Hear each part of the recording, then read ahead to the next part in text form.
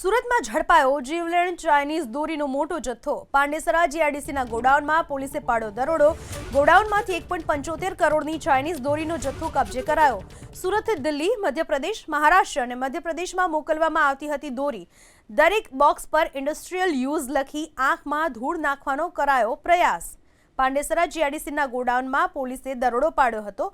1.75 કરોડની ચાઇનીઝ દોરીનો જથ્થો કબજે કરાયો છે। जो बॉबिन के हैं वो मिले वहाँ पे चरखी के, और एक बॉक्स के अंदर 40 से लेकर के 60 तक चरखी या बॉबिन है वो उसमें स्टोर किया हुआ था, और वो सारा माल एकदम तैयार था, बाहर भेजने के लिए रेडी था। तो इसकी कुल कीमत उन्होंने बताया कि हमारा जो प्रोडक्शन की कीमत है वो 150 रुपये किलो है। तो उसके हिसाब से अगर लगाते हैं वेट के हिसाब से, तो ये टोटल मुद्दा माल जो है वो 59,85,000 रुपये का है। बाजार कीमत के हिसाब से लगाएं तो 1.5 करोड़ से ज़्यादा रुपए का ये माल है जिस तरह से मार्केट में बिकता है।